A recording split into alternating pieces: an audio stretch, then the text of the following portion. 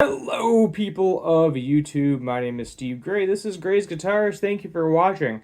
So, Rory Gallagher, aka the greatest guitarist you've never heard of, and yes, I have never heard of him either, which is a shame, but heck, you pick up a new musician every once in a while, and he's got some really cool stuff. But his family is going to be selling off his guitar collection mainly for security reasons. So apparently they had a bunch of this stuff in a storage unit or something.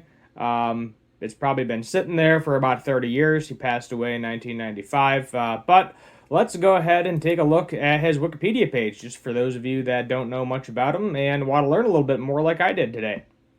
So William Rory Gallagher, born in 1949, died 1995, was an Irish musician-songwriter. He is known for his futuristic style of guitar playing and is often referred to as the greatest guitarist you've never heard of. A number of guitarists, including Alex Lifeson of Rush, Brian May of Queen, and Eric Clapton, have said Gallagher as an influence. He was voted as Guitarist of the Year by Melody Maker magazine in 1972.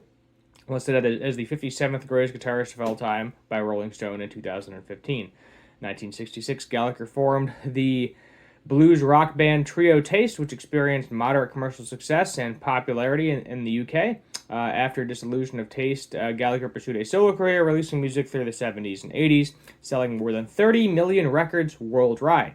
Due to his popularity decline through the 80s due to changes with the music industry and poor health, he received a liver transplant in 1995, but died of complications later the same year in London at the age of 47. So, unfortunately, he passed away. I was also reading that he possibly might be the first person to bring a Stratocaster into Ireland, which is kind of neat, which is one of the guitars they are auctioning off right here as well. So, let's see here. Yep, but born to, let's see, where was he born? Country Dongell in Ireland, probably butchering that. Blues, rock, R&B power trio. There's kind of his solo career going there in 1987 with the Stratocaster, and then they give you a band lineup, the Stratocaster. Yeah, so he played a Warren Sunburst 1961 Strat for many years. It was reputedly the first in Ireland, so they're not 100% positive. They were originally owned by Jim Collin, guitarist in the Irish band Royal Show Band. Okay, so maybe Jim Collin was the first one that brought it over, but it's still the first one. So he bought a second hand from Crowley's Music Shop in August of '63 for under €100, which I think, if I'm doing my math right, it's like $120. Speaking about the purchase, his brother called that his dream ambition was to have a guitar like Buddy Holly. The Stratocaster was in the store as a used instrument. It was £100. In today's money, you couldn't even compare. You might as well say it's £1,000,000. My mother was saying we'll be in debt for the rest of our lives, and Rory said, well, actually, with this guitar like this, I can play both parts rhythm and lead. We won't need a rhythm player, so I can earn more money and pay it off. So the Stratocaster became his partner for life, if you like. So all of the finish was stripped away over time. While he took care to keep the guitar in playable condition, he had never restored it, stating that the less paint or varnish on a guitar, acoustic or electric, the better. The wood breathes more. It's all psychological. I just like the sound of it. His brother also stated that owing to his rare blood type, Gallagher's sweat was unusually acidic, acting to prematurely age the instrument's paintwork. Okay, yeah, no. I mean, I've definitely heard of acidic sweat destroying strings very, very well, but don't think I've ever heard of it ripping paint off of a guitar.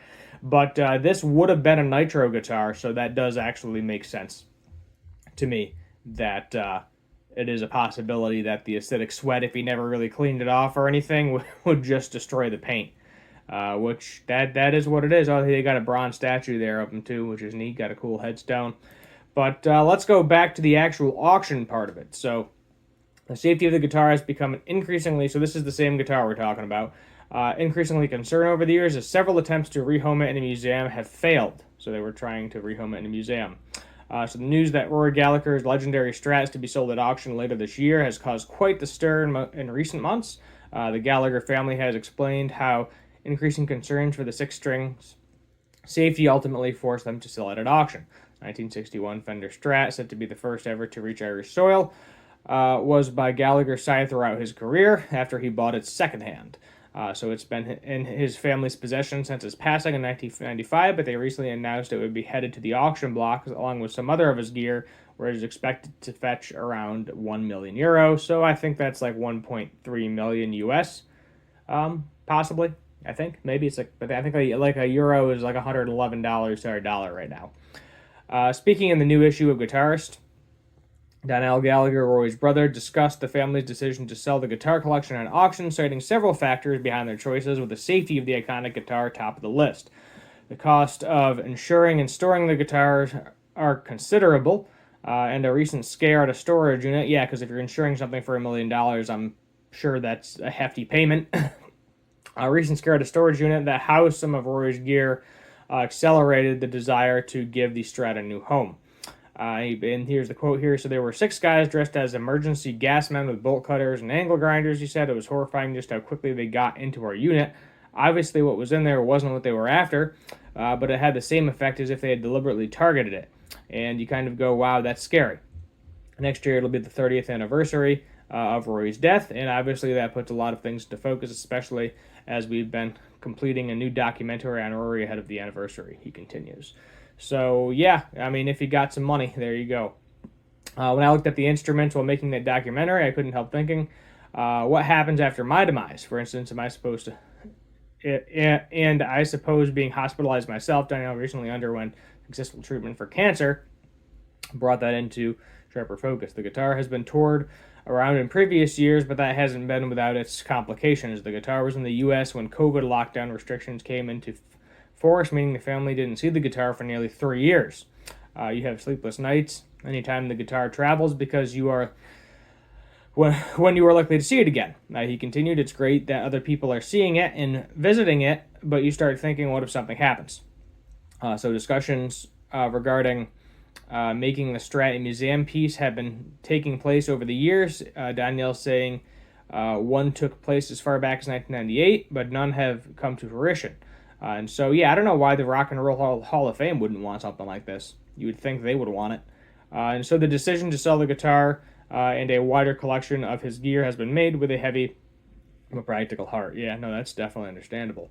But, yeah, I don't know if that's a seam line or a crack, but, you know, you're talking, it's probably been sitting for 30 years. You can see how rusted the screws are in this thing, too, from his acidic sweat. The guitar has got to move on. The life it's got at present isn't necessarily the kindest one it could have, he admits. I knew all the difficulties I faced holding the collection, which I never get to see anyway, because you can't just hang the Strat up over your fireplace. It's not an object for the family to enjoy. Nearly 3 decades of caring for the guitar has taken its toll on the family, and the long-term responsibility has therefore forced the family's hand. The Strat is due to go on sale October 17th on Bohams in London, with the guitar just one of 150 pieces of Gallagher's owned gear, including amps, pedals, set to be sold.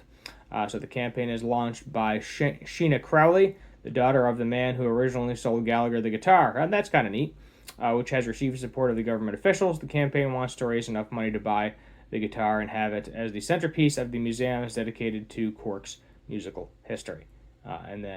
So if you got some money, I mean, you probably won't be able to afford this guitar, the majority of the people watching this video.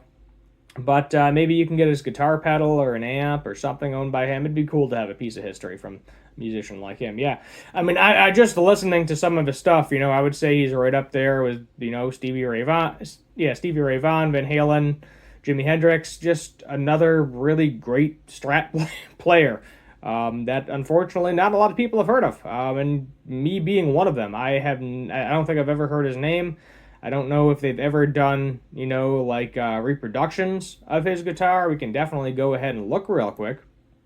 Let's see, guitar, and then we're just going to go shopping and see if they make any. Yeah, I guess some people, Fender, you can get a Fender custom shop for $5,500, so it's out there if you want a copy of it, but there's nothing like the real thing, if you will, but it kind of sucks that the family's kind of getting rid of it, but at the same time, it's understandable, because just because he made some decent money off of it, doesn't mean the family has a decent money now. And obviously, they wanted to show off his guitar to the world, make some money on it as well, justify keeping the thing in museums and wherever else they had it toured. But that kind of is what it is. Honestly, I think Rock and Roll Hall of Fame. You would think they would want it. A museum, Hard Rock cafes. I don't know if any of the stuff in those Hard Rock cafes are actually real, but who the heck knows? I don't see why they couldn't make that like their main mantelpiece somewhere. But cool guitar.